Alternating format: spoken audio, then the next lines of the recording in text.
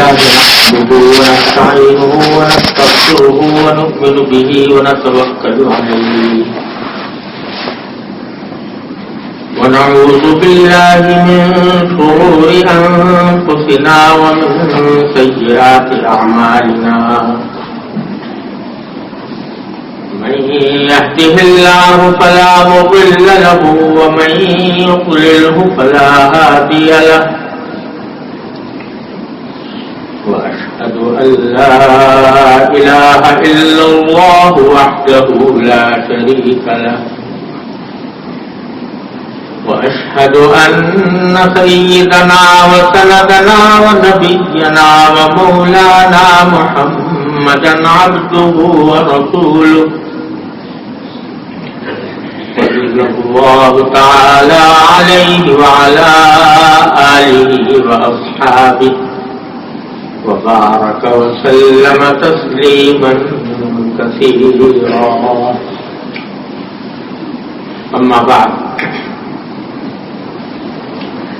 حضرات علماء کرام، میرے عزیز طالبات اور معزز حاضرین، السلام علیکم ورحمۃ اللہ وبرکاتہ۔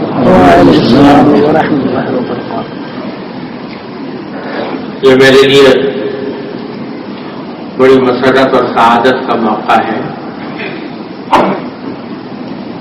کہ آج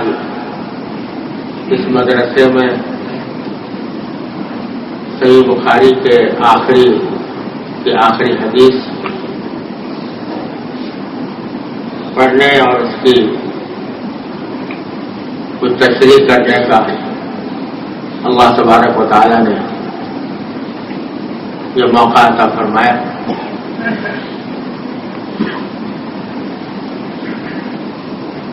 یہ کتاب جس کی آخری حدیث اور آخری باب انشاءاللہ بھی پڑھا جائے گا،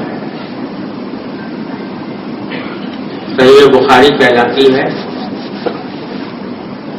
اور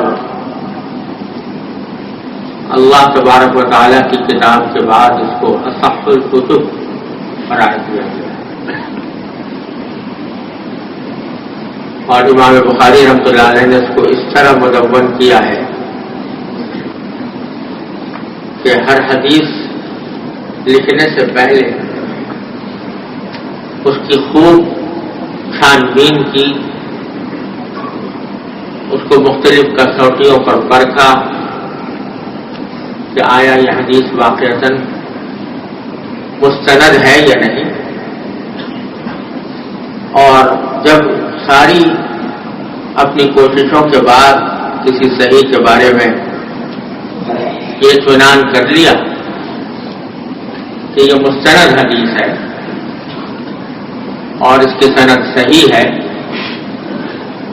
اس کے بعد پھر اس پر اکتفا نہیں کیا بلکہ ہر حدیث کے اوپر 2 رکعتیں استخارے کی پڑھی اور استخارہ کر کے جب اطمینان ہوا تب اس کتاب میں وہ حدیث امام بخاری نے درج فرمائی۔ یہ اس امت محمدیہ علیہ صاحب الصلاۃ والسلام کی خصوصیت ہے کہ حضور نبی کریم صلی اللہ علیہ وسلم کے ارشادات کو اس طرح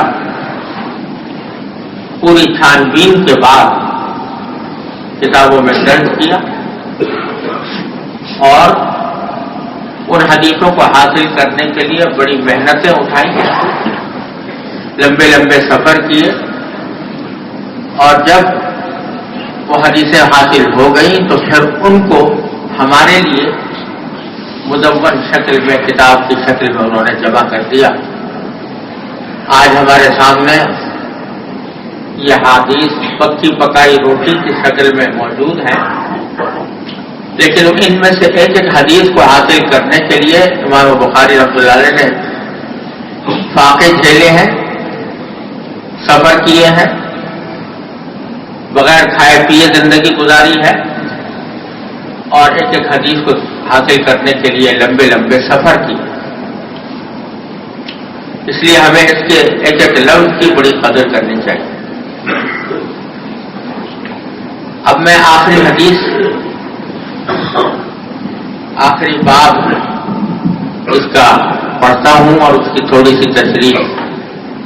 آپ حضرات کی خدمت میں پیش کرنے کی کوشش کروں گا. اس میں ہمارے لیے بہت سی نصیحتیں ہیں، بہت سے پیغامات ہیں. اللہ تعالیٰ اپنے فضل و کرم سے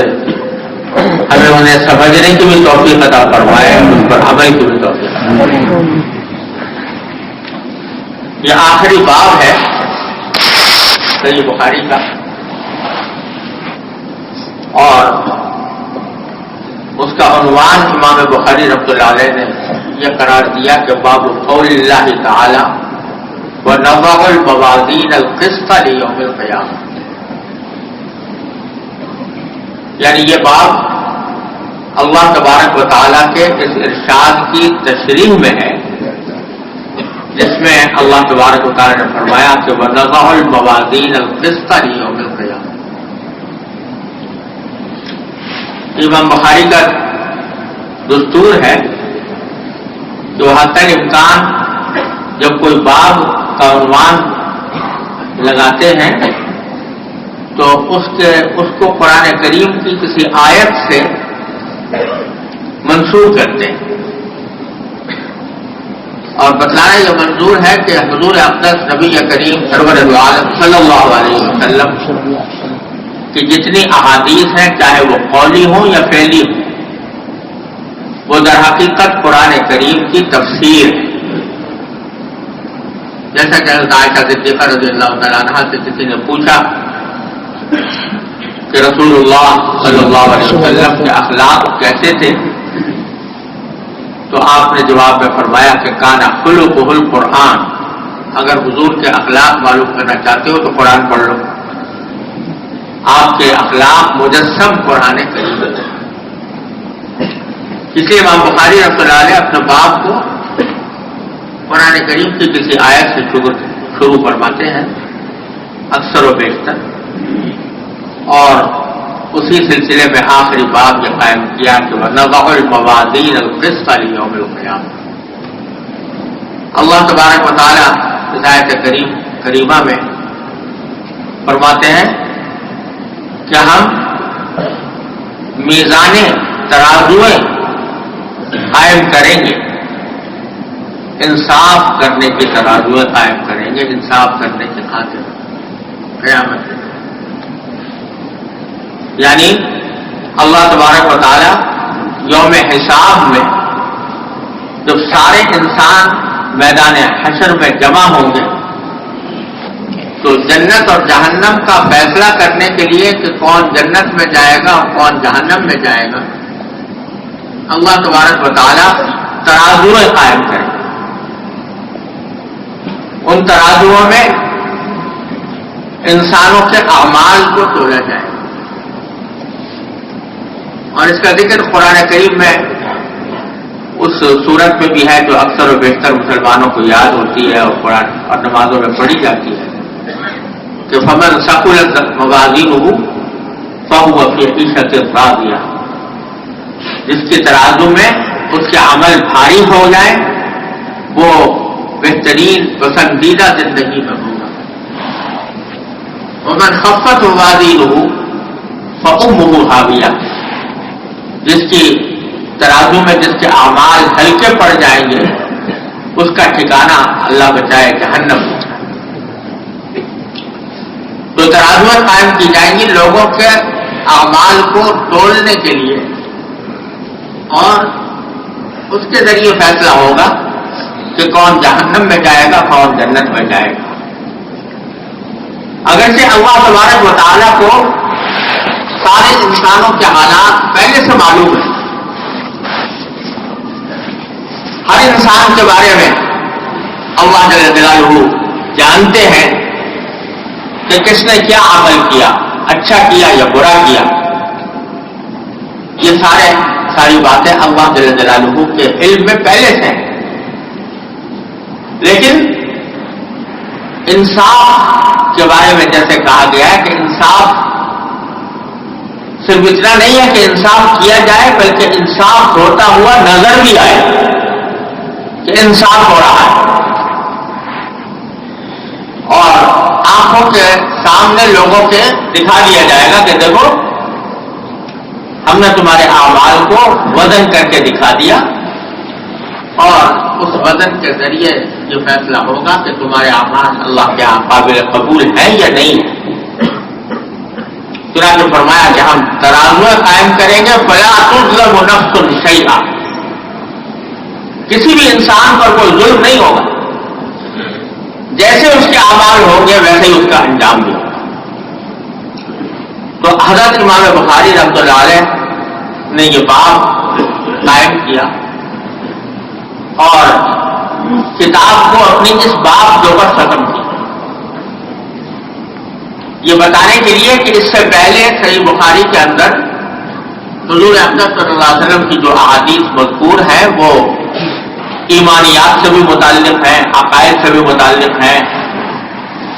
فقہی مسائل سے بھی متعلق ہیں، طہارت، صلاۃ، زکوٰۃ، حج، روزہ، اور معاشرتی احکام، نکاح، طلاق، کھانے پینے کے جائز حلال حرام، ان سب کے احکام پہلے بیان کیے جا چکے، اور جو طالب علم صحیح بخاری پڑھ رہا ہے وہ یہاں تک پہنچتے پہنچتے دین کے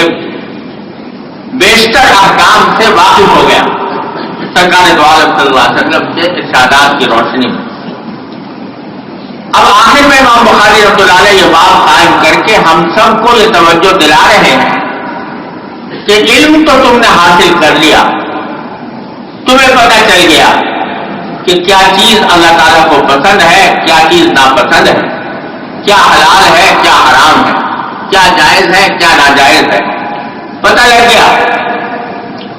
لیکن پتہ لگ جانا تنہا کافی نہیں ہے، اب اس بات کی فکر کرو کہ تمہیں جو کچھ علم حاصل ہوا ہے اس پر عمل کرو، اور اس بات کی فکر کرو کہ جب آخرت میں اللہ تبارک و تعالیٰ کی بارگاہ میں پہنچو تو تمہارے میزان عمل میں تمہارے اعمال وزنی ہوں، ہلکے نہ پڑے۔ یہ فکر پیدا کرنے کے لیے اللہ حضرت امام بخاری رحمۃ اللہ علیہ نے یہ باب یہاں پر قائم کیا، اور پھر اس کی آگے مزید تفصیل یہ بیان فرمائی کہ وَأَنَّ أَعْمَالَ بَنِي آدَمَ وَقَوْلَهُمْ بنی آدم یعنی انسان، ان سب کے اعمال بھی تولے جائیں گے اور ان کے اقوال بھی تولے جائیں گے، یعنی زبان سے نکلی ہوئی باتوں کو بھی تولے جائیں گے، اعمال کو بھی تولا جائے گا اور زبان سے نکلی ہوئی باتوں کو بھی تولا جائے گا۔ اور یہاں ایک بات کی طرف ہے وہ بخاری نے اور اشارہ فرما دیا، وہ اعمال بنی آدم، آدم علیہ السلام کے سارے بیٹوں کے اعمال اور اقوال تولے جائیں گے۔ اس سے ایک مختلف فیہ مسئلے کی طرف اشارہ کر دیا کہ بعض علماء کرام کا کہنا یہ ہے کہ اعمال صرف مسلمانوں کے تولے جائیں گے، کافروں کے نہیں، غیر مسلموں کے نہیں، اس لیے کہ غیر مسلموں کے بارے میں تو یہ بات طے ہے کہ ان کا انجام کیا ہونا ہے، آخرت کے اندر ان کا انجام کیا ہوگا، یہ تو بات طے ہے، لہذا ان کے اعمال کو توڑنے سے کوئی حاصل نہیں۔ تو بعض علماء کرام نے یہ کہا ہے کہ کافر کے اعمال نہیں تولیں گے، مسلمانوں کے تولیں گے۔ امام بخاری فرماتے ہیں کہ نہیں، اعمال بنی آدم، آدم علیہ السلام کے جتنے بیٹے ہیں وہ چاہے مسلمان ہو یا غیر مسلم ہو، سب کے اعمال کا وزن ہوگا اور اس وزن کے ذریعے فیصلہ کیا جائے گا۔ چنانچہ جو غیر مسلم ہیں ان کے اعمال کے بارے میں اللہ تعالیٰ نے فرمایا کہ وہ کہ قدمنا الی ما عملوا من عمل فجعلناه هباء منثورا، بہت سے غیر مسلم لوگ دنیا کے اندر نیکی کے کام بھی کرتے ہیں، وہ نیکی کے جو کام کرتے ہیں مثلا چیریٹی وغیرہ کے اندر خرچ کرتے ہیں، لوگوں کے ساتھ ہمدردی کرتے ہیں، لوگوں کے کام آتے ہیں، یہ سب نیکی کے کام ہیں، لیکن ان نیکی کے کاموں کا بدلہ اللہ تعالیٰ دنیا میں عطا فرما دیتا اور دنیا کے اندر ان کو اس کا فائدہ مل جاتا ہے. لیکن جہاں تک آخرت کا تعلق ہے تو آخرت میں اعمال کی مقبولیت کے لیے ایمان شرط. لہذا وہ جو اعمال اور نیکیوں کے کیے تھے وہ دنیا میں ان کو بدلہ دے دیا گیا. آخرت میں ان اعمال کے اندر کوئی وزن باقی نہیں رہے. تو امام بخاری رحمۃ اللہ علیہ ہمیں اور آپ کو اس آخری باب کے اندر یہ متوجہ کرنا چاہتے ہیں کہ اعمال اور اقوال دونوں تولے جائیں گے. لہٰذا فکر اس کی کرو کہ جو عمل کرو اس میں وزن ہو، اور وہ آخرت کے اندر جب میزان عمل میں اعمال تولے جائیں تو وہ وزنی ثابت. اب سوال پیدا ہوتا ہے کہ اعمال میں وزن کرنے کا کیا طریقہ ہے، وزن پیدا کرنے کا کیا طریقہ ہے، کس طرح اعمال میں وزن کیا جائے. تو اس کا جواب امام بخاری رحمۃ اللہ علیہ گویا زبان حال سے یہ دے رہے ہیں کہ اگر اعمال میں وزن کرنے کا طریقہ جاننا چاہو تو اس حدیث کو دیکھ لو جو میں نے کتاب کے سب سے پہلے شروع میں جس سے کتاب کا آغاز کیا تھا، کتاب شروع کی تھی. وہ حدیث کیا تھی جو اکثر مسلمانوں کو یاد ہوتی ہے کہ انما الاعمال بالنیات، کہ اعمال کا دار و مدار انسان کی نیت پر. اگر نیت میں اخلاص ہے، اگر نیت اللہ جل جلالہ کو راضی کرنے کی ہے اور جو عمل بھی انسان کر رہا ہے وہ اللہ تبارک و تعالیٰ کی خوشنودی حاصل کرنے کے لیے کر رہا ہے تو اس عمل میں بڑا وزن ہے. چاہے وہ دیکھنے میں چھوٹا سا عمل نظر آتا ہو، لیکن اگر اخلاص ہے تو وہ بہت بڑا اللہ تعالیٰ کیا اس کا بڑا وزن ہے. حدیث میں آتا ہے کہ اگر کوئی شخص کسی غریب آدمی کو ایک کھجور دے دے، ایک کھجور اخلاص کے ساتھ، کسی بھوکے آدمی کو ایک کھجور کھلا اور اخلاص کے ساتھ کھلا دی، اس کے بعد اتنا ہی تھا دینے کے لیے، اخلاص کے ساتھ کھلا، تو حدیث میں آتا ہے کہ وہ اخلاص کے ساتھ کھلائی ہوئی کھجور جو ہے وہ بڑھ بڑھ کر پہاڑ بن جاتی ہے. اللہ تبارک و تعالیٰ اخلاص کی برکت سے اللہ تبارک و تعالیٰ اس کے اندر وزن اتنا پیدا فرما دیتے ہیں کہ وہ پہاڑ کے برابر وزنی ہو جاتا ہے. تو ہر عمل میں جو وزن پیدا ہوتا ہے وہ اخلاص سے ہوتا ہے. نماز پڑھے آدمی تو اخلاص سے اللہ کے خاطر پڑھے، اس میں دکھاوا مخصوص نہ ہو، ریاکاری مخصوص نہ ہو. اگر کوئی صدقہ دے رہا ہے تو صدقہ دینے کے وقت میں بھی نیت یہ ہو کہ میں اللہ کے خاطر دے رہا ہوں، اللہ تبارک و تعالیٰ کو راضی کرنے کے لیے دے رہا ہوں. انما نطعمکم لوجہ اللہ لا نريد منکم جزاء ولا شکورا. جب کسی غریب کو آدمی کوئی فائدہ پہنچائے تو وہ اس کو اللہ کو راضی کرنے کے لیے پہنچائے اور یہ کہتے ہیں کہ ہم تو تمہیں اللہ کی خاطر دے رہے ہیں، ہم تم سے نہ کوئی بدلہ چاہتے ہیں اور نہ شکریہ چاہتے ہیں. شکریہ بھی ہمیں مقصود نہیں کہ تم ہمارا شکریہ ادا کرو، اگرچہ اس کا فرض ہے کہ وہ شکریہ ادا کرے. مطلب یشکر الناس لم یشکر اللہ، جو انسان کا شکریہ ادا نہ کرے وہ اللہ کا بھی شکریہ ادا نہیں کرتا. لیکن اگر وہ شکریہ ادا نہ بھی کرے تو اس کے نتیجے میں مجھے کوئی غم نہیں، مجھے کوئی صدمہ نہیں، مجھے کوئی فکر نہیں، اس لیے کہ میں نے تو جو کچھ کیا تھا وہ اللہ جل جلالہ کو راضی کرنے کے لیے کیا تھا. اللہ تعالیٰ راضی ہو جائے، وہ راضی ہو یا نہ. یہ نقطہ اگر ہماری سمجھ میں آ جائے اور اللہ تعالیٰ ہمیں اپنے فضل و کرم سے اس کے اوپر عمل کی توفیق عطا فرما دے تو بے شمار ہمارے جھگڑے قضیے جو ہمارے معاشرے کے اندر پیدا ہوتے ہیں وہ ختم ہو جائے. ہمارے رشتہ داری کے تعلقات میں، رشتہ داریوں کے تعلقات میں بسا اوقات ایسا ہوتا ہے کہ ایک آدمی اپنے کسی رشتے دار کے ساتھ اچھا سلوک کرتا ہے، لیکن جس کے ساتھ اچھا سلوک کیا تھا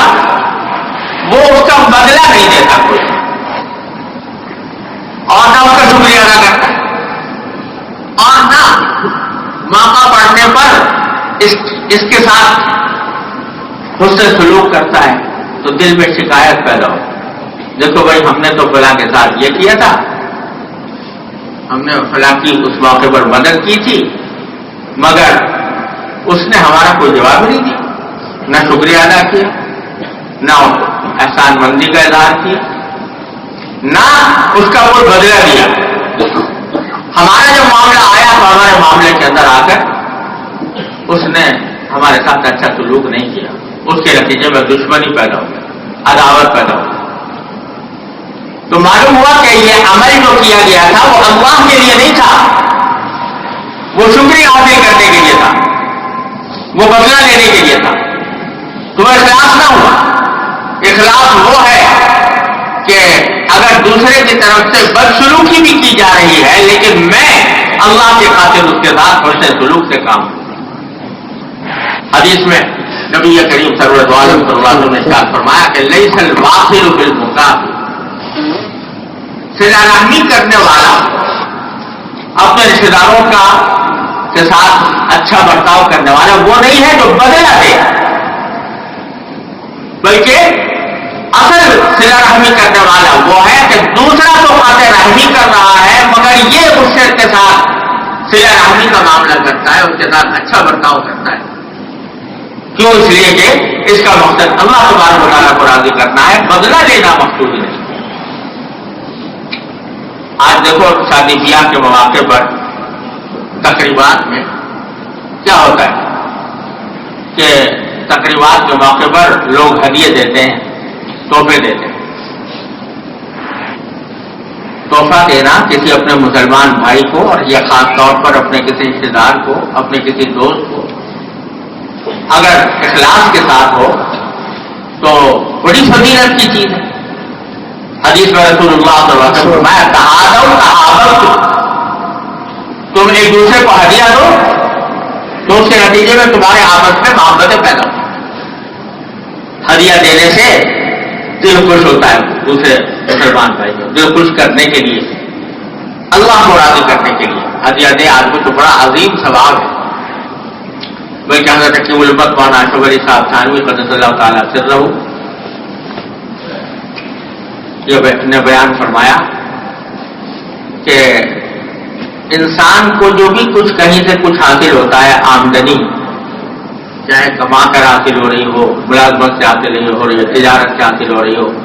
ان میں سب سے زیادہ برکت والی آمدنی وہ ہے جو کوئی مسلمان محبت اور اخلاص سے دوسرے کو پیش کرے، سب سے زیادہ برکت والی آمدنی۔ اور اسی وجہ سے فرماتے ہیں حضرت حاجی امداد اللہ صاحب مہاجر مکی رحمۃ اللہ علیہ، اللہ تعالیٰ ان کے درجات بلند فرمائے، ہم سب کے قطب الاقطاب ہیں اور سید الطائفہ ہیں۔ حضرت حکیم الامت مولانا صاحب فرماتے ہیں کہ حضرت بہت کم خوراک سے، یعنی کھانا بہت کم کھاتے تھے، لیکن اگر کوئی مسلمان کوئی چیز لے کر آیا ہدیے کے طور پر پیش کی تو حضرت اس میں سے کچھ تھوڑا سا ضرور کھا لیتا، تھوڑا سا کھا کے چاہے باقی تقسیم کر دیں، لیکن تھوڑا سا ضرور کھا لیتا۔ فرماتے تھے کہ یہ محبت سے لے کر آیا ہے، دینی محبت کے ساتھ کی وجہ سے لے کر آیا ہے، لہذا اس کے ہدیے میں بڑی برکت ہے، تو میں اس برکت سے محروم ہونا نہیں چاہتا، تو دل چاہ رہا ہو یا نہ چاہ رہا ہو لیکن تھوڑا سا میں کھا لوں گا تاکہ وہ برکت حاصل ہو جائے، باقی چاہے دوسروں کو تقسیم کر۔ تو ہدیہ بڑی، کسی مسلمان کو اخلاص کے ساتھ ہدیہ دیا جائے تو یہ بڑی برکت کی چیز ہے، بڑے ثواب کا کام۔ لیکن ہم نے اس ثواب کے کام کو عذاب بنا لیا۔ تقریبات میں، شادیوں میں کیا ہوتا ہے مجھے یہاں کا تو پتہ نہیں ہے، لیکن ہم نے پاکستان کے اندر، ہندوستان کے اندر یہ عام رواج ہے کہ شادی کے موقع پر اگر اس لیے دیتا ہے ہدیہ، دل نہیں چاہ رہا اندر سے دینے کو، لیکن اس لیے دیا جا رہا ہے کہ اگر میں نہیں دوں گا تو میری ناک کٹ جائے گی. مجھے لوگ کہیں گے کہ دیکھو اس نے شادی کے موقع پر ہمیں کچھ بھی نہ دیا یا ایسی تھوڑی سی چیز دے دی تو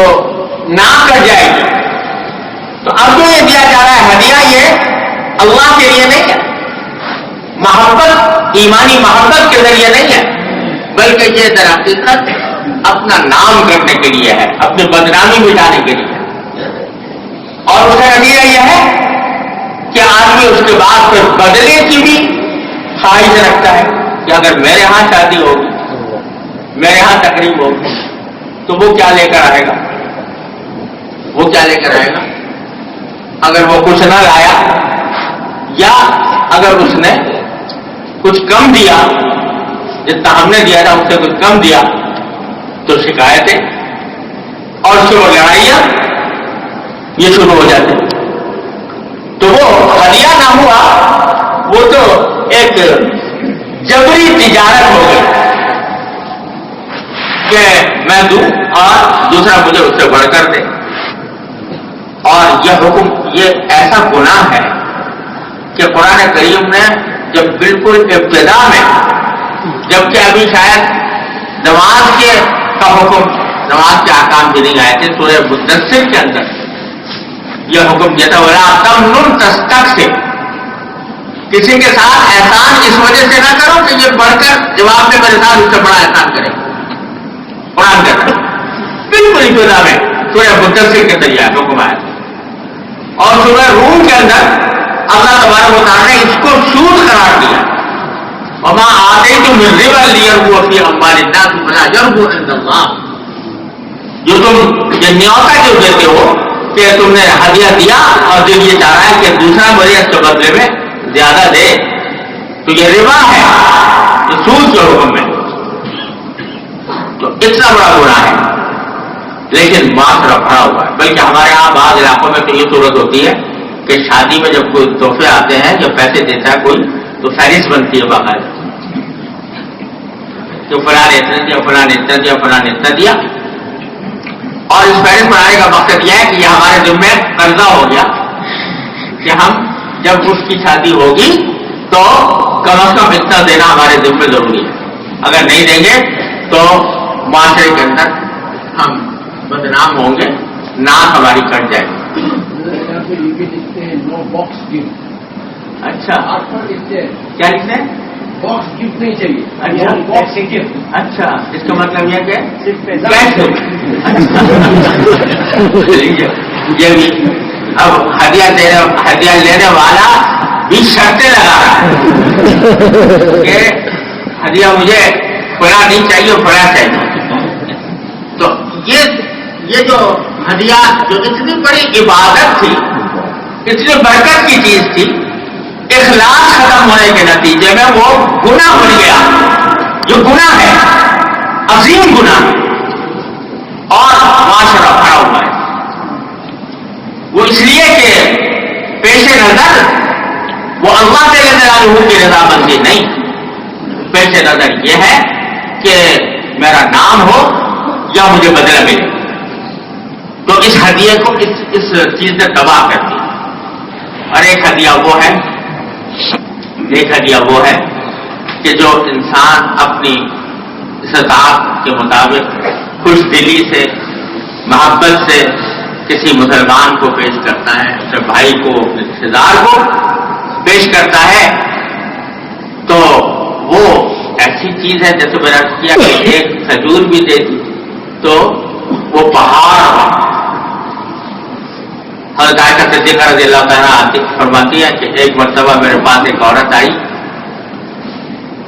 وہ اس کے ساتھ بچیاں تھیں, 2 بچیاں تھیں,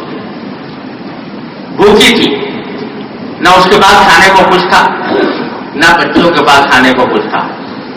تو میں نے گھر میں دیکھا, کچھ تلاش کیا کہ کچھ مل جائے. تو ایک کھجور کے کچھ نہ سارے گھر میں کھجور, بس ایک کھجور تھی. یہ نبی کریم صلی اللہ علیہ وسلم کا کہنا. فرماتے ہیں کہ ایک کھجور تھی تو میں نے وہ ایک کھجور اس ماں کو دے دی. تو ماں نے کیا کیا کہ خود تو کچھ کھایا نہیں, اس کھجور کے 2 ٹکڑے کیے, ایک بچی کو دے دیا, ایک بچی کو دے دیا. تو مجھے اتنا اس کے اوپر رحم آیا، میں نے رسول کریم صلی اللہ علیہ وسلم سے یہ واقعہ ذکر کیا تو آپ نے فرمایا کہ جس شخص کو بچیوں کی تربیت کرنے کا موقع ملے، بچیوں کو پالنے کا، تو یہ بچیاں اس کے لیے آگ سے حجاب بن جاتی، جہنم سے حجاب بن جاتی۔ اب وہ ایک کھجور تھی لیکن بڑی چھا ہوئی تھی، اخلاص کے خاطر وہ اللہ تعالیٰ کے یہاں پہاڑ ہے، اس کا بڑا وزن ہے، اور کھجور کی بوری دے دو اور دل میں بدلہ لینے کی خواہش ہو، نامنحوس کی خواہش ہو، تو اس کا وزن اللہ تبارک و تعالیٰ کے ہاں ایک حبہ برابر بھی اس کا وزن نہیں۔ تو دیکھنا یہ ہے کہ ہر کام کے اندر اللہ تبارک و تعالیٰ ہمارے اخلاص پیدا فرمائے، جس سے ہمارے اعمال میں وزن پیدا ہو۔ ہمارے حضرت حکیم الامت مولانا ثانوی رحمۃ اللہ علیہ فرماتے ہیں کہ یہ جو گھریلو خاندانی جھگڑے ہوتے ہیں نا، اور خاندانی جھگڑوں کی ختم کرنے کا واحد راستہ یہ ہے کہ کوئی آدمی دوسرے سے کوئی امید نہ باندھے کہ میرا فلاں رشتہ دار ہے، مجھے امید ہے کہ میرے ساتھ یہ اچھائی کرے گا۔ امید ختم کر دو، امید تو اسی سے باندھو، اللہ تبارک و تعالیٰ سے باندھو، امید ختم کر دو۔ اس کے بعد اگر کوئی اچھائی کریں گے، کوئی اچھائی کرے گا تو دل زیادہ خوش ہوگا، کبھی امید تو تھی نہیں مگر مل گیا، اس کی طرف سے اچھائی مل گئی۔ اور اگر برائی ملی تو وہ عین توقع کے مطابق تھی، جیسی امید تھی ویسے ہی اسی کے مطابق عمل۔ سورہ احزاب میں اللہ تبارک و تعالیٰ نے ایک عجیب طریقے سے ازواج مطہرات کا ذکر فرمایا ہے، وہ یہ کہ حضور اقدس صلی اللہ علیہ وسلم کو یہ جھوٹ دے کہ آپ کی جو ازواج مطہرات ہیں ان میں سے آپ جس کے ساتھ جو سلوک کرنا چاہیں کریں، آپ کے اوپر کوئی پابندی نہیں۔ ترجی من تشاء منہن وتؤوی الیک من تشاء، باریاں جیسے عام حالات میں قاعدہ یہ ہے کہ اگر ایک شخص کی ایک سے زیادہ بیویاں ہیں تو باریاں مقرر کرنی ضروری ہے، انصاف کرنا ضروری ہے۔ تو حضور اقدس صلی اللہ علیہ وسلم سے یہ پابندی ہٹا لی گئی، آپ کے ذمہ کچھ نہیں تھا، آپ کو یہ فرمایا تھا آپ جس کو چاہیں اپنے پاس رکھیں، جس کو چاہیں اس کو اپنے سے دور کر دیں۔ یہ حضور کی خصوصیت اللہ تعالیٰ نے عطا فرمائی، لیکن ساری زندگی سرکار دو عالم صلی اللہ علیہ وسلم نے اس پر عمل نہیں فرمایا، بلکہ ساری زندگی تمام ازواج مطہرات کے ساتھ مکمل برابری کا معاملہ فرمایا۔ جب حکم یہ دے رہے ہیں کہ حضور اقدس صلی اللہ علیہ وسلم کو کہ تمہیں بیویوں کے ساتھ برابری کرنے کا فریضہ آپ پر عائد نہیں ہوتا، تو اس کے ساتھ کیا فرمایا؟ ذالک ادنیٰ ان تقر اعینہن ویرضین بما آتیتہن کلہن، یعنی ایک طرف حکم تو یہ دیا جا رہا ہے کہ بیویوں کے درمیان برابری کرنا آپ کے ذمہ ضروری نہیں، لیکن فرمایا ہے کہ اس کا نتیجہ یہ ہوگا کہ ساری خواتین، ساری ازواج کی آنکھیں ٹھنڈی ہوں اور آپ جس کو جو کچھ دے دیں گے وہ اس کو راضی ہوگا۔ مطلب یہ کہ جب ایک مرتبہ ان کے دل سے یہ امید ختم ہو جائے گی کہ ہماری برابری میں ہونا ہمارا کوئی حق نہیں ہے، اس کے بعد جب آپ برابری کریں گے، اس کے بعد آپ کسی کو عطا فرمائیں گے تو ان کی آنکھیں ٹھنڈی ہوں گی، وہ راضی ہوں گی۔ تو بتایا یہ کہ جو انسان کے دل میں رنجش پیدا ہوتی ہے وہ ساری امیدوں سے ہوتی ہے کہ فلاں کے ساتھ ہم نے یہ امید باندھی ہوئی ہے، فلاں کے ساتھ یہ امید، ارے امیدیں تو کاٹ دو، امید تو صرف ایک ذات کے ساتھ رکھو اور باقی سب سے امیدیں ختم کر دو، اس کے بعد پھر تمہیں جو کچھ بھی مل جائے گا اس کو غنیمت سمجھو۔ تو اب کسی کے ساتھ اگر اسے سلوک کرنا ہو، ہدیہ دینا ہو، کوئی دوسرے سلوک کرنا ہو تو وہ اخلاص کے ساتھ اللہ کے لیے کرو، اگر اس کا جواب نہیں ملے تو راضی ہو جاؤ کہ ہم نے تو اپنا کام کرنا تھا وہ کر لیا، ہم نے تو اللہ کے لیے کیا۔ لا نريد منكم جزاء ولا شكورا، نہ بدلہ چاہیے نہ شکریہ چاہیے۔ تو یہ اخلاص صرف نماز میں نہیں، صرف روزے میں نہیں، صرف عبادت عام مشہور معروف عبادتوں میں نہیں بلکہ مسلمانوں کے آپس کے تعلقات میں بھی ہے، اور جتنا تعلقات میں اخلاص ہوگا اتنا ہی اللہ تبارک و تعالیٰ کو وزن پیدا ہوگا۔ دیکھو ایسی صحیح بخاری کے اندر حدیث آتی ہے کہ ایک مرتبہ ایک شخص جا رہا تھا تو اس نے کسی کنویں سے پانی پیا، پانی پینے کے بعد اس نے دیکھا کہ ایک کتا ہے جو پیاسا ہے، اور پیاس کی شدت کی وجہ سے وہاں جو گیلی مٹی پڑی ہوئی ہے وہ چاٹ رہا ہے، کیونکہ پانی اس کو میسر نہیں، کنویں سے پانی نکالنے پر وہ کھاتے تھے، تو وہ جو گیلی مٹی پڑی ہوئی تھی وہ چاٹ رہا تھا۔ تو حضور وہ فرماتے ہیں، رسول کریم صلی اللہ علیہ وسلم فرماتے ہیں کہ اس کو ترس آیا کہ یہ بھی میری طرح اللہ کی مخلوق ہے، تو یہ بیچاری پیاسی ہے، تو جس طرح مجھے پیاس لگی ہوئی تھی اس کو بھی پیاس لگی ہوئی ہے، تو لاؤ میں اس کی پیاس دور کر دوں۔ تو وہاں ڈول تھا نہیں، کوئی برتن نہیں تھا جس سے کہ پانی نکال سکے اور کتے کو پلا سکے، تو چمڑے کا موزہ پہنا ہوا تھا، وہ چمڑے کا موزہ اتارا اور کنویں کے اندر اتر کر وہاں سے پانی اس چمڑے کے موزے میں بھرا اور لا کر کتے کو پلا دیا۔ یہ عمل کیا۔ تو حدیث میں سرکار دو عالم صلی اللہ علیہ وسلم فرماتے ہیں کہ فشکر اللہ لہ فغفر لہ، اللہ تبارک و تعالیٰ نے اس کے اس عمل کی اتنے قدردانی فرمائی کہ اس کی مغفرت فرمائی، اس کی مغفرت فرمائی۔ حالانکہ دوسری روایات سے معلوم ہوتا ہے کہ یہ واقعہ ایک ایسے شخص کا تھا جو کوئی دیندار زندگی نہیں گزار رہا تھا، اس کے باوجود اس عمل کو، وہ عمل خدا جانے کس اخلاص کے ساتھ کیا تھا، اس اخلاص کے نتیجے میں اس میں اتنا وزن پیدا ہوا کہ اس کے سارے دوسرے اعمال پر غالب آ گیا۔ تو اللہ تبارک و تعالیٰ نے اخلاص میں یہ برکت رکھی ہے، تھوڑا سا عمل ہو مگر اخلاص کے ساتھ ہو، اللہ تبارک و تعالیٰ کو راضی کرنے کے لیے ہو، وہ اللہ تعالیٰ کے ہاں مقبول ہے اور اس پر اجر و ثواب ہے۔ بڑا عمل ہو لیکن اخلاص نہ ہو، جیسے آپ نے ہڈیوں کے ڈھیر لگا دیے شادی بیاہ کے موقع پر، لیکن پیش نظر اللہ تعالیٰ کو راضی کرنا نہیں ہے، تو وہ سارا عمل بیکار چلا گیا۔ تو امام بخاری رحمۃ اللہ علیہ ہمیں اس طرح متوجہ کر رہے ہیں کہ خدا کے لیے اپنے اعمال میں اخلاص کے ذریعے وزن پیدا کرنے کی چاہیے۔ پھر آگے فرمایا وقولہ، یعنی صرف اعمال ہی نہیں، زبان سے نکلنے والی باتیں بھی تولی جائیں، جو کلمات زبان سے نکال رہے ہو وہ بھی اللہ تعالیٰ کے یہاں ان کا بھی بدل۔ یہ ہماری ایک بہت بڑی بیماری ہے جس کی طرف امام بخاری نے اشارہ فرمایا ہے کہ یہ زبان اللہ تبارک و تعالیٰ نے ہمیں آپ کو عطا فرمائی ہے، ایک سرکاری مشین ہے جو بچپن سے مرتے دم تک ہمارا ساتھ دے رہی ہے۔ اس کی قدر ہمیں معلوم نہیں ہوتی، اس لیے کہ مفت مل گئی۔ خدا نہ کرے کسی کے ساتھ واقعہ پیش آئے کہ اس کی زبان بند ہو جائے، گویا کہ عمر ختم ہو جائے تو اس کی قدر معلوم ہو۔ آج ہر انسان اپنے گھروالوں کو ڈال کے دیکھے کہ اس کی زبان کس طرح فائدہ اس کو پہنچا رہی، جو چاہتا ہے وہ زبان سے ادا کر دیتا ہے، اپنا مقصد لوگوں کے سامنے واضح کر دیتا ہے۔ اور اللہ تعالیٰ نے ایسا نظام بنایا کہ دماغ میں بات آئی اور اس نے سگنل دیا زبان کو، اور زبان نے وہ بات دوسرے تک پہنچا دی، اس سے آواز بھی نکل آئی۔ جن کو یہ قوت حاصل نہیں ہے ان سے پوچھو کتنی بڑی نعمت ہے، اور آج خود گھروال میں منہ ڈال کر دیکھو کہ اگر خدا نہ کرے ہماری آواز بند ہو جائے، زبان بولنے سے انکار کر دے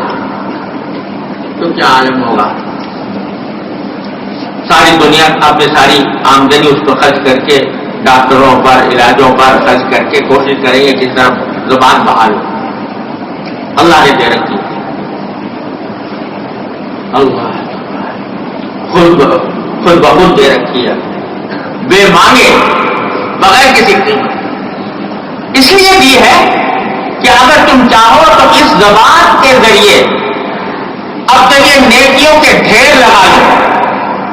جیسا کہ حدیث میں آنے والا ہے، ایک مرتبہ سبحان اللہ کہہ دیا، سبحان اللہ و بحمدہ، سبحان اللہ العظیم کہہ دیا، میزان عمل بھر گئی۔ اور یہی زبان اگر چاہو تو غلط کاموں میں استعمال کرو، اور غلط کاموں میں استعمال کرنے کے نتیجے میں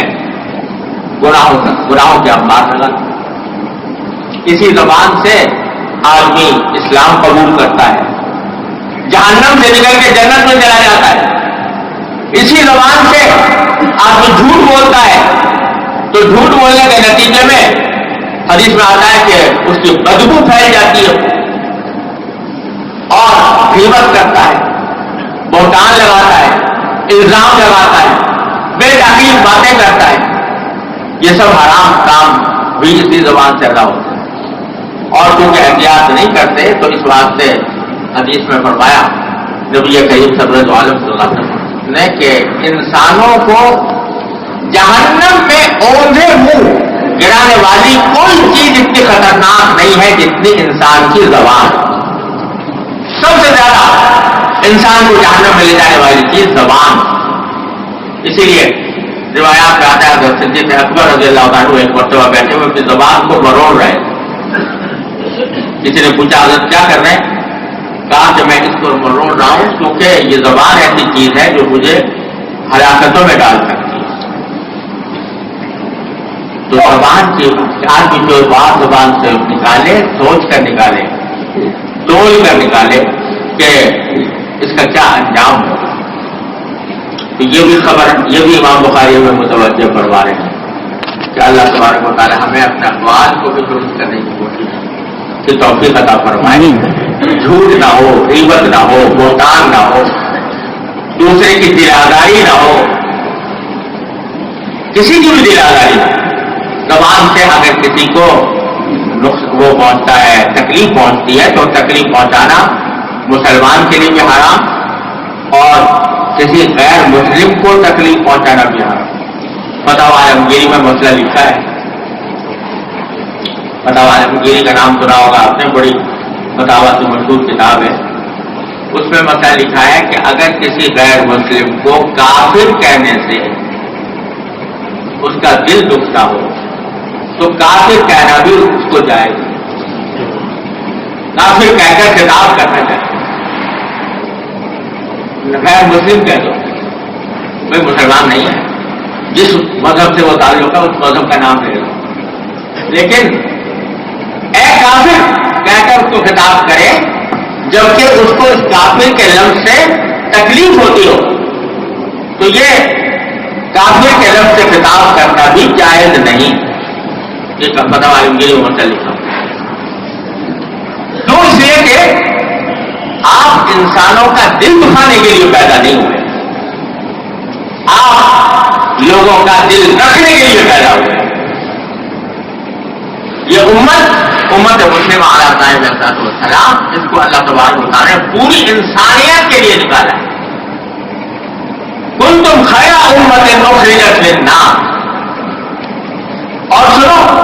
حضرت موسیٰ علیہ السلام کو فرعون کے پاس بھیجا جا رہا ہے، اور فرعون وہ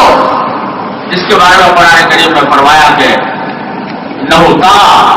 سرکشی پر تھا، بری طرح آبادہ ہو چکا تھا، اپنی خدائی کے دعوے کر رہا تھا،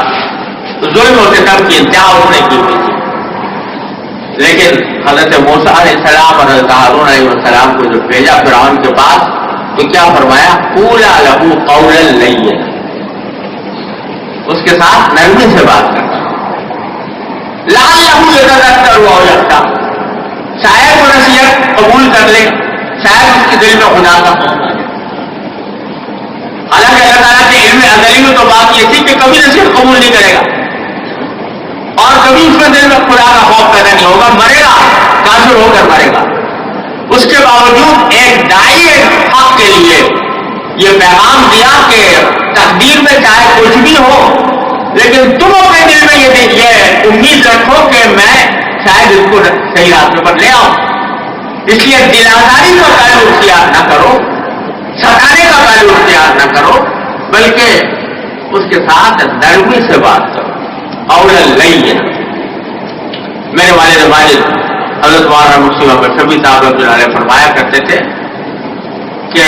تم موسیٰ علیہ السلام سے بڑے مصلح نہیں ہو سکتے، اور تمہارا مقابل فرعون سے بڑا گمراہ نہیں ہو سکتا۔ جب وہاں یہ حکم ہے کہ قولا لینا، نرم بات کرو،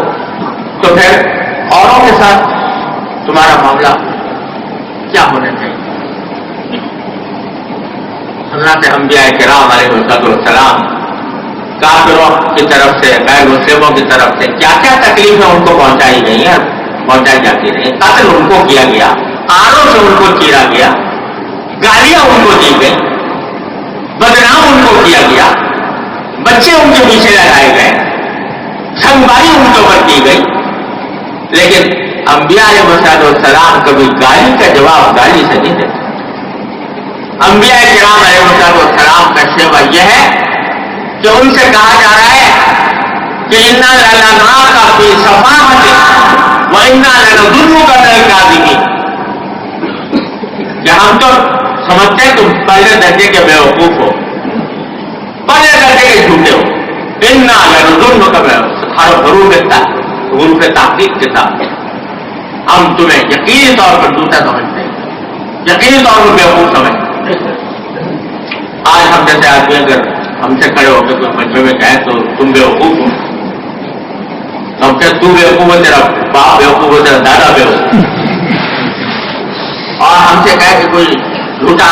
ہم کو کھڑے ہو کے مجمع میں کہہ دے تو اس کا جواب کیا دیں؟ اور اگر خود نہ کہے تو ہماری ممالک اس کے پیچھے پڑ جائے اور اس کی ٹکا بوٹی کرتے ہیں۔ لیکن پیغمبر کیا جواب دیتا ہے؟ یا قوم لیس بی سفاہۃ، یا قوم لیس بی سفاہۃ ولکن رسول من رب العالمین، اے میری قوم مجھے بیوقوفی نہیں ہے، میں اللہ کی طرف سے پیغام دیتا ہوں۔ اس گالی کو ایک حقیقت بنا کر اس کا جواب دے دیا کہ میں بیوقوفی کی بات نہیں کر رہا ہوں، تو میں اپنے پروردگار کی طرف سے پیغام پہنچا رہا ہوں۔ محبت سے، شفقت سے، نرمی سے اس کا جواب دے رہے ہیں پیغام۔ یہ پیغام بنانا کام ہے، یہ پیغام بنانا اسلوب۔ حضرت شاہ اسماعیل شہید رحمۃ اللہ علیہ جو ہمارے سید الطائفہ ہیں، ان کے واز کہہ رہے تھے، واز کہتے ہوئے مخالفین بھی تھے کیونکہ جو غلط چیزیں آتی تھیں ان کے اوپر تنقید کرتے تھے، تو اس واسطے لوگ ان کے دشمن بھی ہو گئے۔ کھڑے ہو کر حضرت واز فرما رہے ہیں، کھڑے ہو کر کسی نے کہہ دیا مجمع عام میں کہ حضرت صاحب نے سنا ہے آپ حرام زادے ہیں، الیاذ باللہ ہے، صریح مغلظ گالی، حرام زادے ہیں۔ آپ ذرا تصور کیجیے کہ آج کسی والد کو مجمع عام کے اندر اس طرح گالی دی جائے تو کیا ہوگا؟ اور کچھ نہیں تو میں نے عرض کیا کہ اگر وہ خود بھی کچھ پی جائے اس کو تو اس کے جو حوالی موالی ہیں، مریدین، متبعین، معتقدین، تو وہ اس کے پیچھے پڑ جائے، اس کو مار پیٹ شروع کر دیں۔ اگر شاہد بھائی رحمۃ اللہ علیہ نے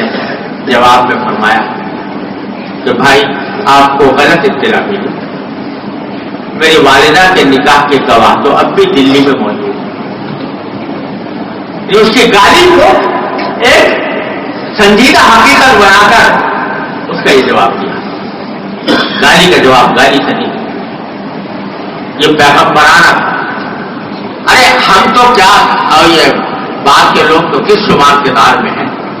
حضور نبی کریم سرور عالم صلی اللہ علیہ وسلم کے پاس ایک شخص آتا ہے،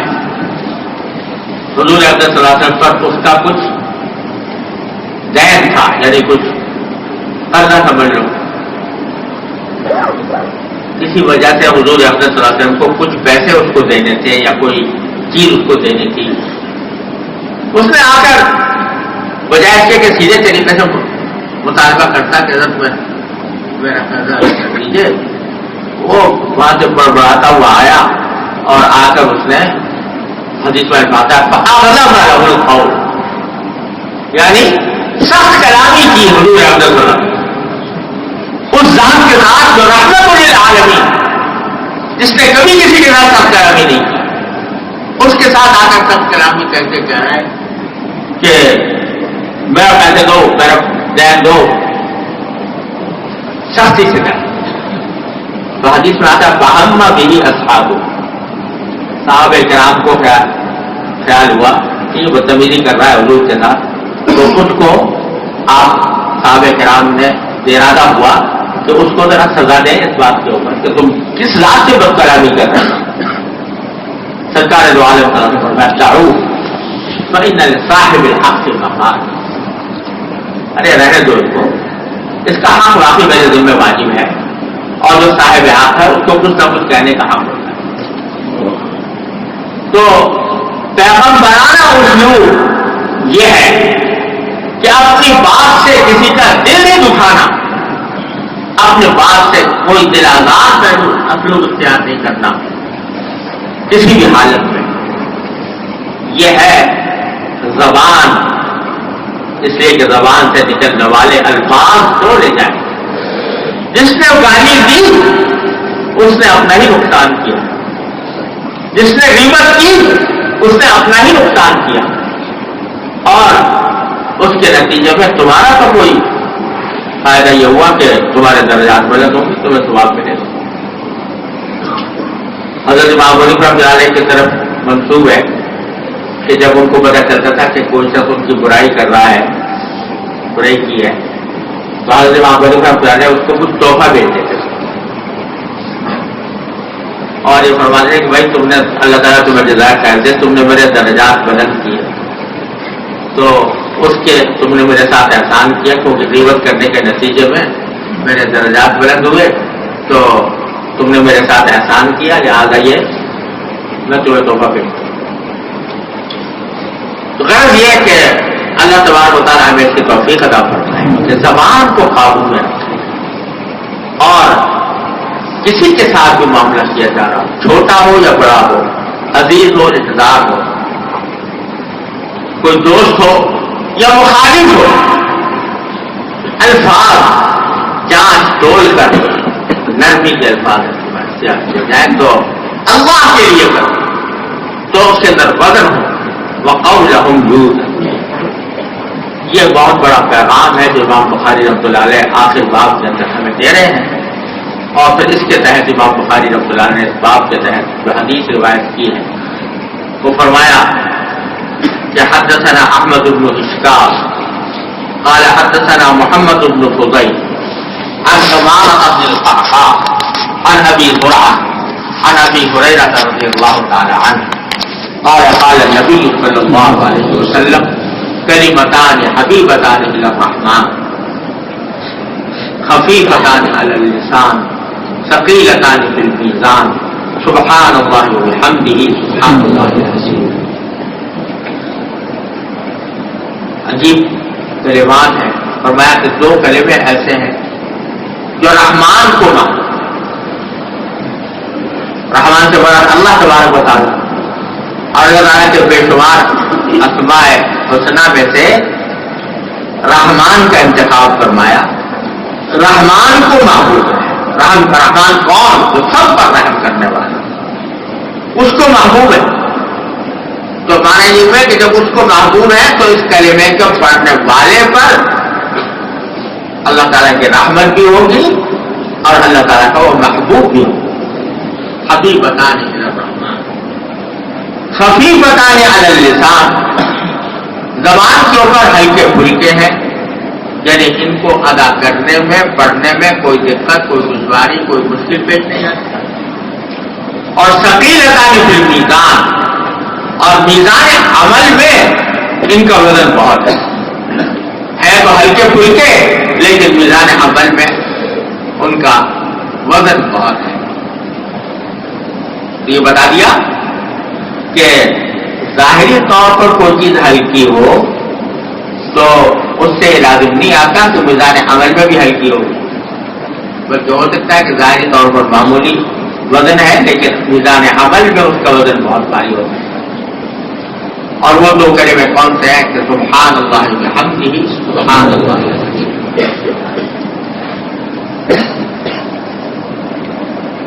دو کلمے ہیں بظاہر جو دیکھنے کو، لیکن کیا اللہ تبارک و تعالیٰ نے اس میں خیالات رکھے ہیں، کیا اس میں انوار و برکات رکھے ہیں کہ فرمایا کہ اس کے ذریعے بندہ رحمان کا محبوب بن جاتا ہے اور اس کے میزان عمل کے اندر وزن پیدا ہو جاتا ہے.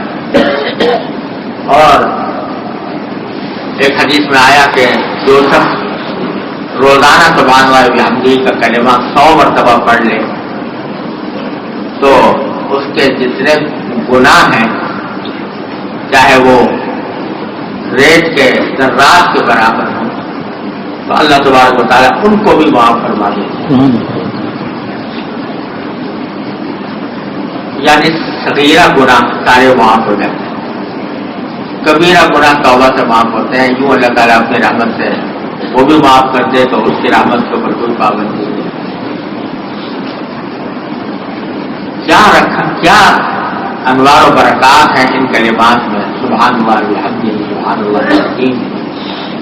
اس کی حقیقت تو اللہ تعالیٰ ہی بہتر جانتے ہیں. اور حضرت امام الاثر حضرت علامہ انور شاہ صاحب کشمیری رحمۃ اللہ علیہ فرماتے ہیں کہ جنت میں انسان کو جو لذتیں حاصل ہوں گی ان میں عظیم ترین لذت جو ہے وہ یہ ہے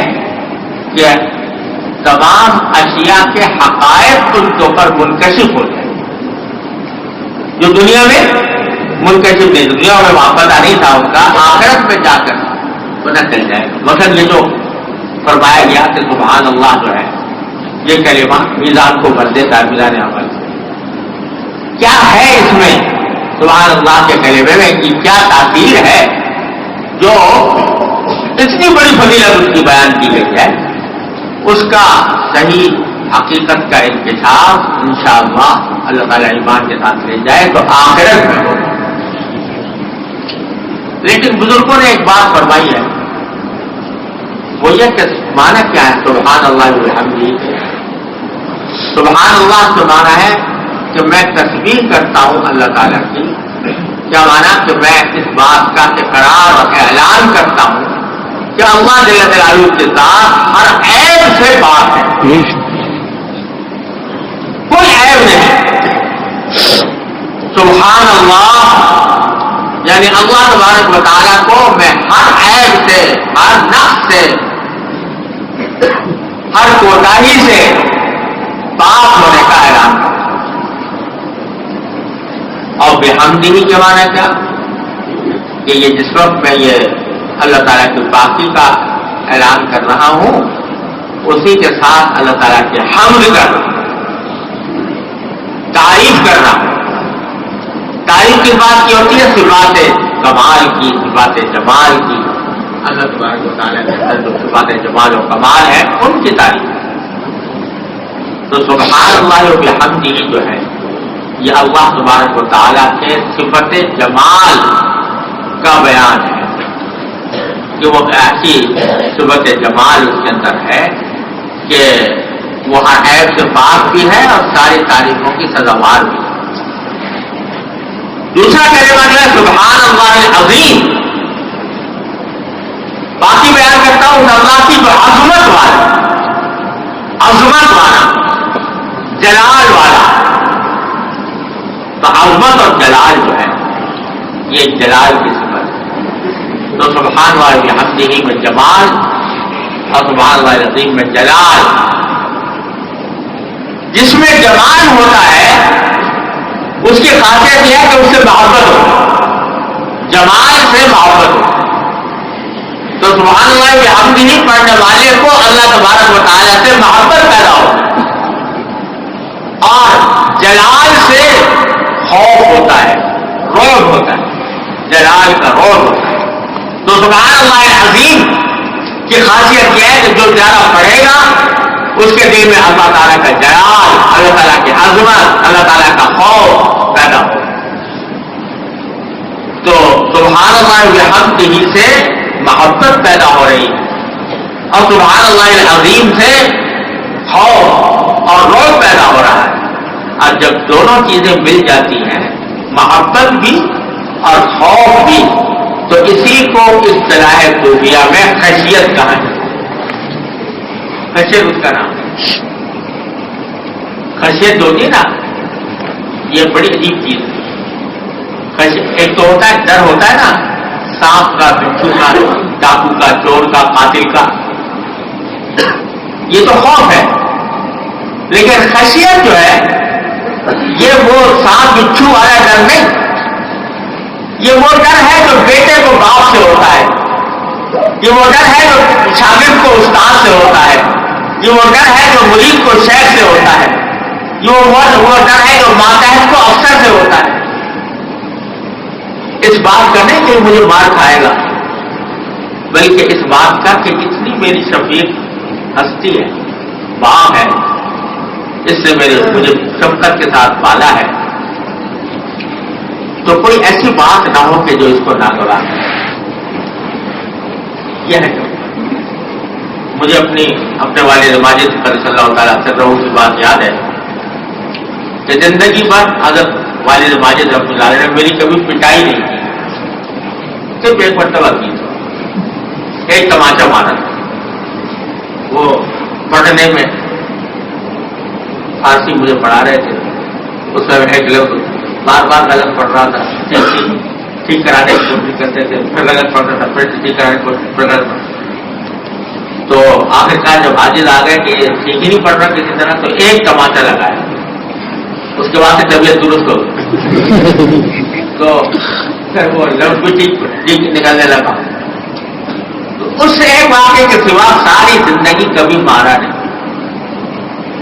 والد ماجد۔ لیکن اچھا بے تکلف بھی اتنے تھے کہ بعض اوقات اس طرح باتیں ہم کرتے تھے جیسے دوستوں کے ساتھ کی جائے، ناز بھی کر لیتے، ناز کے اندر مختلف قسم کی باتیں بھی کر لیتے، لیکن اس کے باوجود ہوتا یہ تھا کہ جب وہ کمرے میں بیٹھے ہوتے تھے اور اس کے پاس سے گزرنا ہوتا تھا تو قدم ٹھٹک جاتے تھے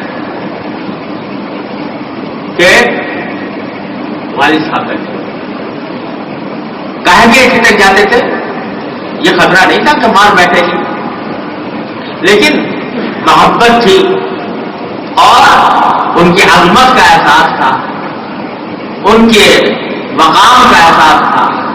اس کے نتیجے میں دل میں ایک یہ ٹھٹک تھی کہ کہیں ایسا نہ ہو کہ اتنی شفیق ذات اور ہمارا کوئی کام اس کے دل کی ناگواری کا سبب ہے۔ یہ خشیت ہے۔ اللہ تعالیٰ کے ساتھ جو خوف ہے وہ ایک خشیت والا خوف، کہ اس کی عظمت، اس کی محبت، اس کے انعامات کا تصور کر کے کہ اس نے ہر وقت ہر آن ہمارے اوپر انعامات کی بارش کی ہوئی ہے، ہمیں پتہ چلے یا نہ چلے، احساس ہو یا نہ ہو، اس ذات جس نے بے مانگے مفت بغیر کسی محنت کے، بغیر کسی پیسے کے اتنے انعامات کی بارش کر رکھی ہے، اس کو ہم ناراض کریں، اس کی مرضی کے خلاف کریں؟ اس نے آنکھ دی ہے، اس لیے دی ہے کہ اس کے ذریعے ہم اس کی مخلوقات کے اوپر غور کر کے اس کی ذات تک پہنچیں، اور اس کو ہم اس کو غلط استعمال کریں اس کی مرضی کے خلاف۔ یہ زبان ہمیں دی ہے، ہم زبان اس کی مرضی کے خلاف استعمال کریں۔ یہ کان ہمیں دیے ہیں، یہ ہم اس کی مرضی کے خلاف استعمال کریں۔ یہ بے حیائی کی بات ہے، بے مروتی کی بات ہے، اخلاق سے گری ہوئی بات ہے کہ اتنا بڑا محسن اور اس اتنے بڑے محسن کی ہم اس طرح ناقدری کریں کہ اس کے ناگواری کے سبب بنے۔ اس کا نام ہے خشیت۔ تو سبحان اللہ و بحمدہ، سبحان اللہ العظیم، دونوں کو ملا کر اگر آدمی پڑھنے کا معمول بنائے، یہ سوچ کر کہ سبحان اللہ و بحمدہ ہمارے دل میں اللہ تعالیٰ کی محبت پیدا کر رہا ہے، سبحان اللہ العظیم اللہ تعالیٰ کی کا ڈر پیدا کر رہا ہے، اور دونوں مل کر خشیت پیدا کر رہے ہیں، تو اس طرح اگر روزانہ اس کا معمول بنایا جائے تو انشاءاللہ ثم انشاءاللہ خشیت پیدا ہوگی. اور خشیت ہی حقیقت علم کا اصل مقصود ہے. انما یخشی اللہ من عبادہ العلماء. اور شاید امام بخاری رحمۃ اللہ علیہ پر منقسم ہو گیا ہو کہ میری یہ کتاب پڑھ پڑھ کے لوگ عالم بنے گے، اور جب بھی میری کتاب ختم کریں گے تو پھر سارے لوگ ان کو عالم سمجھیں گے، ان کو عالم کی ڈگری دی جائے گی. تو پھر ان کو ایسا نسخہ بتا دوں کہ جو قرآن نے عالم کی خصوصیت بیان کی ہے، انما یخشی اللہ من عبادہ العلماء. علم کی خاصیت کیا ہونی چاہیے کہ دل میں خشیت آ جائے اللہ تعالیٰ کی. تو میں ایسا نسخہ بتا جاؤں کہ جس کے ذریعے ان کے دل میں خشیت خداوندی پیدا ہو. تو بھائی یہ ایسا سبق ہے کہ ہم سب اس کے محتاج ہیں. سبق جو ملا دو ملے. ایک یہ کہ جو عمل ہو اس میں اخلاص، اللہ تعالیٰ کی رضا جوئی مقبول ہو، اور اپنے اعمال اور اقوال کا جائزہ لے کر، یہ نہیں کہ جو جی میں آیا کر گزرے، جو زبان پر آیا کہہ گزرے، بلکہ تھوڑا سا بریک لگائے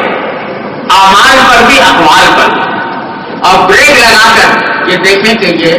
آیا اس میں وزن پیدا ہو رہا ہے یا ہمیں جہنم کی طرف لے جا رہا ہے. اور دوسرا سبق یہ کہ سبحان اللہ و بحمدہ سبحان اللہ العظیم کے کلمات کو اپنا روزمرہ کا معمول بنائے اور اس تصور کے ساتھ اس کو پڑھیں کہ انشاءاللہ اس سے اللہ تعالیٰ کی محبت اور خشیت پیدا ہو. اللہ تبارک و تعالیٰ اپنے فضل و کرم سے ہم سب کو اس کی توفیق عطا فرمائے. اور جو طالبات ماشاءاللہ تکمیل کر رہی ہیں اور حدیث کے اوپر ان کی صحیح بخاری کے درس کا بظاہر اختتام ہو رہا ہے، میں ان کو تہہ دل سے مبارکباد بھی پیش کرتا ہوں، ان کو بھی، ان کے اساتذہ کرام کو بھی، ان کے گھر والوں کو بھی، کہ اللہ تبارک و تعالیٰ نے ان کے گھر میں علم کی یہ دولت عطا فرمائی. اور دل سے میں دعا کرتا ہوں کہ اللہ تبارک و تعالیٰ اپنے فضل و کرم سے ان کو علم کی صحیح روح عطا فرمائے اور علم پر عمل کی توفیق بھی عطا فرمائے اور اپنے دین کی خدمت کے لیے ان کو قبول فرمائے. دعا